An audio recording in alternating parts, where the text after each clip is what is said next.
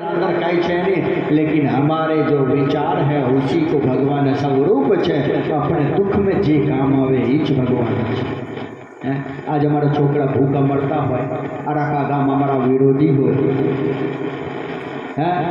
और ई में कोई साधुड़ा अपनी झोली में तो 2 कटका रोटी नो आपी दे ने तो એને માટે એ સાધુડા ભગવાન થયો છે।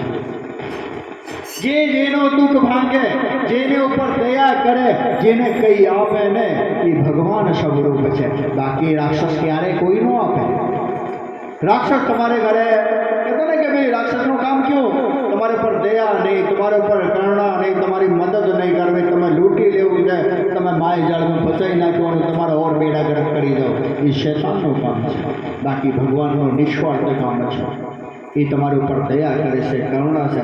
કહે કે દયા સાગર, દયાનો સાગર હે એવા કોઈ સાધુ બિરલા હોય, એવા કોઈ સંસારી પ્રાણી હોય।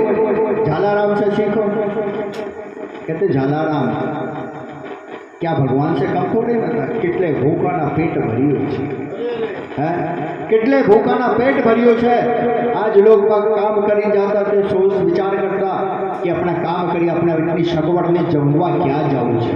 ત્યારે એને झालाराम बापा याद આવતા તો ક્ષણે મને અંદર કરીને બાપાને હાથની 2 રોટલી ખાઈને પેટ पे હાથ કે હાથમાં ઠરી તો એને માટે ઈ ભગવાન હતો। એની પરીક્ષા લેવા માટે ही કાળિયા ઠાકર સાધુડાને રૂપ में આવે છે અને કહે છે કે झालाराम આ તું શું કરે છે? હા કે બાપા હું તો કાંઈ ન કરું, હું તો આ ટુકડો છે એ ખવડાવું છું। હરિને એમ કીધું છે જે ટુકડો છે ત્યાં હરિ છે, એટલે મારા હરિને મળવા માટે મારા આ ટુકડો કરવું છું। કે એવો ટુકડો તો એકલો ટુકડો કર તો હું જાડો કદે એકલો ટુકડો ક્યાં તારી બાયડી તાર સાથે હોય તો ટુકડો તું કરે ને કે તું બાયડી મને દે દે પછી ટુકડો કર। झालाराम बापा बोले कई वांधो नहीं, आ बायडी तू ले जा। એને નક્કી કર્યું કે હું તને આપું, તું જાશે કે બાપા જા કે નથી આવી જઈશું, મારે શું કરવું, હું તો તમારી અર્ધાંગની છું, તમારી આજ્ઞાનું પાલન કરવું એ મારો ધર્મ છે। હું મારો ધર્મ ના ચૂકું, તું તારો ધર્મ ના ચૂક, એટલે તું જાઈને સાથે ભેગી આજ્ઞાનું પાલન કર્યું और બાયડીને હાલતા ભેગા કરી। હવે એ મને ઠાકર મૂક્યા કે કરું હું, હવે આ બાયડી તો ભેગી આવી હે, હવે તો હલવાના। ત્યારે झालाराम બાયડીના હાથ પકડે છે કે લે झालाराम જા, આજ से તારો અન્નકૂટ ક્યારેય ના ખૂટે। આજ સુધી તક झालाराम બાપાને અહીંયા ત્યાં જમવાનું મળે છે ને, આ તક ભંડાર ભરેલો છે, ક્યારે ખૂટે નહીં। આવ તો ખોટાડીના ઘણા બધા લોકો કહે છે ઉલટી સીધી વાતો કરે એ તમે જો, લેકિન નહીં, આજ તક ખૂટ્યું નહીં।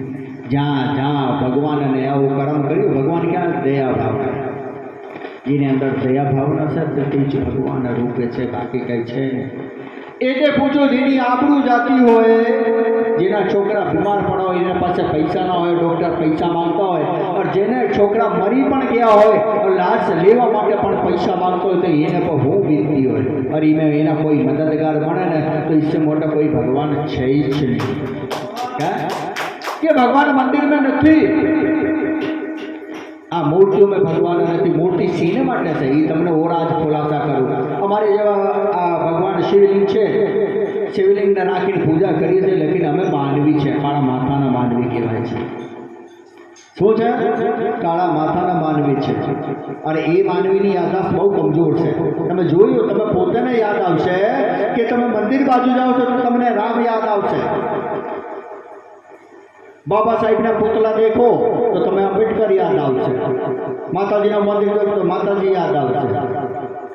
क्यारे भी तमे बगैर मंदिर बगैर पुतले के तमे याद करियो छे? क्यारे याद ना करियो। आज अपने आ भजन करिए, सत्संग चाली रह्यो छे, अपने भजन करी रह्या तो अपने महादेव याद छे, अने यहाँ से निकली अपने याद कोई छे नहीं भाई। आहा आटला मंदिर पूछे शू कामे बनाव्या, એટલે જ બનાવ્યા। આપણા ગેડા મરી ગયા શું કામે તસવીર ટાંગી, તાકી અમારા મારી પીઢીઓને યાદ રહે, અમારા દાદા હતા, એ મારા પડદાદા હતા, એ મારા પૂરા પૂરા છે, આટલે બનાવીએ એ મારી મૂર્તિ રહી આપણા મંદિર।